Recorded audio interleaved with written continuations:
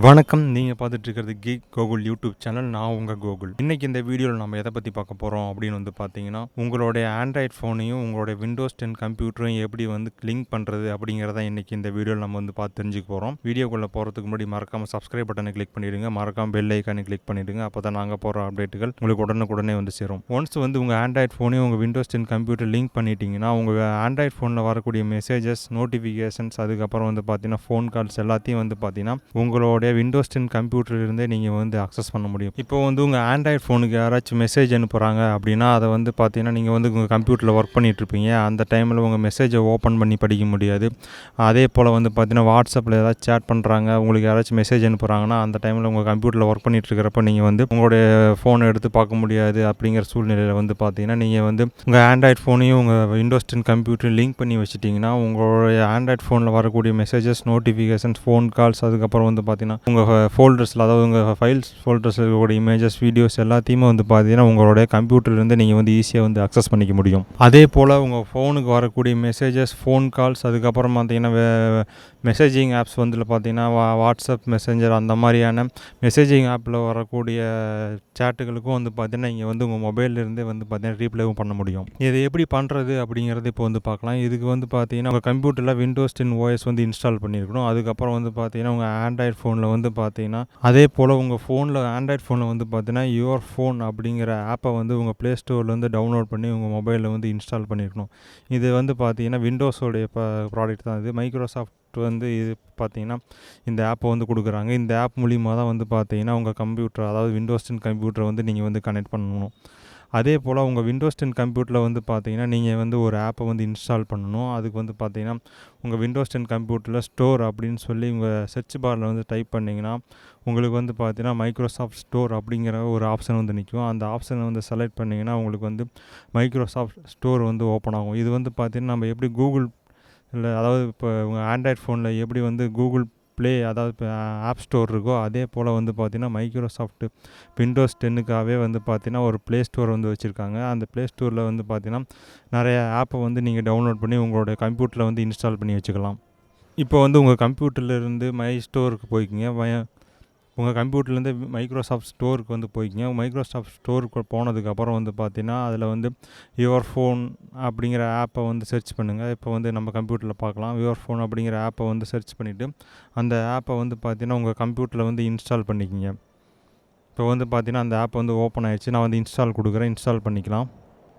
Your phone அப்படிங்கிற ஆப்பை install பண்ணதுக்கப்புறம் இந்த மைக்ரோசாஃப்ட் ஸ்டோர் உங்கள் கம்ப்யூட்டரில் ஓப்பன் ஆகணும் அப்படின்னா நீங்கள் பார்த்தீங்கன்னா அந்த மைக்ரோசாஃப்ட் ஸ்டோருக்கு உங்கள் மைக்ரோசாஃப்ட் அக்கௌண்ட் மூலிமா லாகின் பண்ணணும். அதாவது பார்த்தீங்கன்னா நம்ம எப்படி ஜிமெயில், யாஹூ அந்த மாதிரி வச்சுருக்கோமோ அதே போல் விண்டோஸும் பார்த்தீங்கன்னா உங்களுக்கு இமெயில் ஐடி ப்ரொவைட் பண்ணுறாங்க.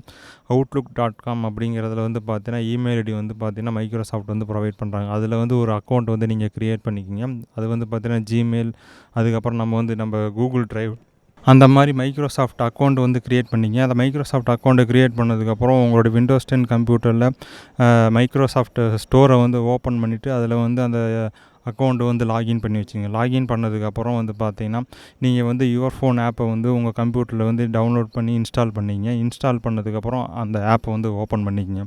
இப்போ உங்கள் ஆண்ட்ராய்ட் ஃபோனில் ப்ளே ஸ்டோருக்கு போங்க. ப்ளே ஸ்டோருக்கு போயிட்டு யுவர் ஃபோன் அப்படின்னு சொல்லி ஆப்பை சர்ச் பண்ணுங்கள்.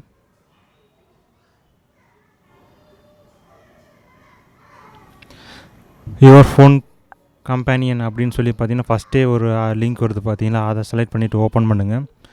ஓப்பன் பண்ணிவிட்டு இந்த ஆப்பை உங்கள் மொபைலில் இன்ஸ்டால் பண்ணிக்கங்க. இப்போ பார்த்தீங்கன்னா இன்ஸ்டால் கொடுத்துட்டேன். இந்த ஆப் பார்த்தீங்கன்னா இப்போ என்னோடய மொபைலில் இன்ஸ்டால் ஆகிட்டுருக்கு.